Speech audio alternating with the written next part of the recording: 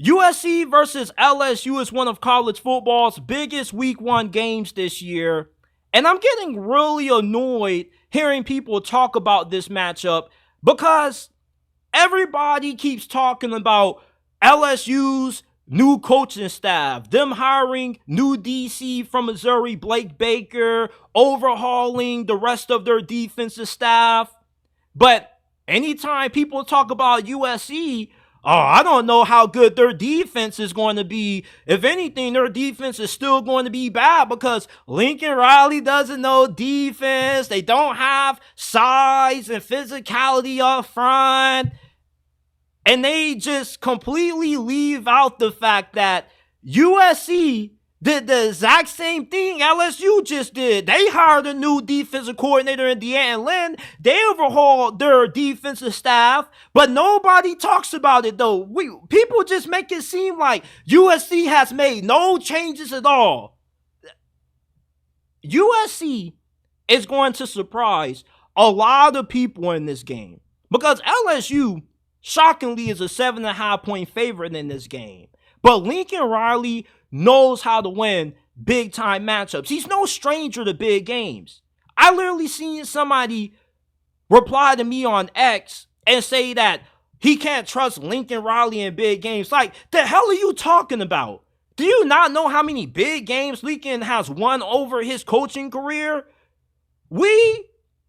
I'm not going to say we because I'm not doing it, but something that a lot of you fans are doing is ignoring Lincoln Riley's overall resume.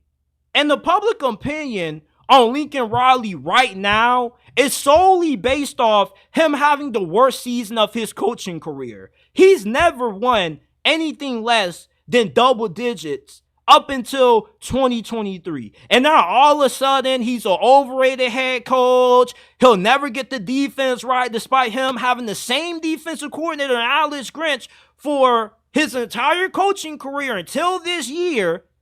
And all of a sudden, we're questioning USC's offense under the same head coach who is responsible for grooming several Heisman winners at quarterback and getting those guys selected number 1 overall in the NFL draft. If you want to become a great quarterback, win the Heisman, become the first overall pick in the draft, you go to play for Lincoln Riley.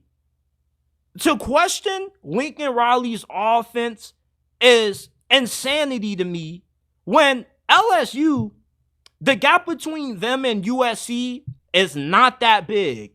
Yes, LSU has recruited better than USC, but they still have nearly all the same concerns that the Trojans do heading into this season. Other than the offensive line, which is way better than USC's, I don't think the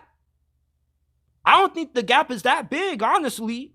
I mean, they both have really good receivers. Yeah, LSU has Kyron Lacy, but some of y'all don't know about Zachariah Branch. He's one of the fastest, if not the fastest wide receiver in college football. He's like Tavon Austin meets DeAnthony Thomas at wide receiver. He's going to be a potential Heisman contender this year. They've recruited nothing but 5-star, 4-star guys and top 100 recruits at wide receiver. So they're more than deep at that position. Their offensive line is going to improve because Lincoln Riley has also gotten numerous offensive linemen like Creed Humphrey and Cody Ford drafted in the National Football League.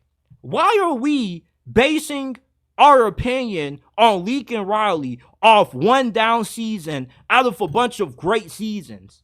Why are we just giving LSU all the props for all the changes they've made this offseason and just completely ignoring how USC has gotten better on defense? Somebody told me earlier on X that USC is too small up front when what they have prioritized this offseason is gaining weight. Their defensive line has gained the combined total of over 340 pounds in weight gains. And for those of the players who can't reach USC's weight gain threshold, they got to do punishment. They have to push a sled after practice and do extra workouts as punishment for not gaining the necessary required weight. Lincoln Riley has done just about everything you can to become a more physical team and prepare for the upcoming season that USC has ahead of them.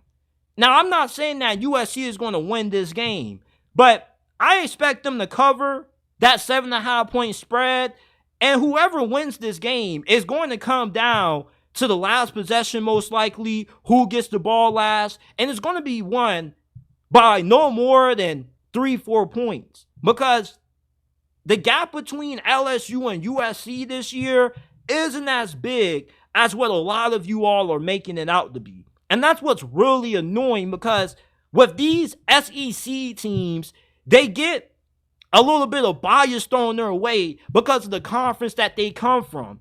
And we just ignore how good the opponents they are facing are. Like, I'm pretty confident nobody thought that LSU was going to lose 2 straight to Florida State. But they did. People were wrong about that game. People thought that LSU could have beaten Florida State last year, and they still lost in embarrassing fashion. They got taken to the dog shed. And I personally think that Lincoln Riley is a better coach than Brian Kelly.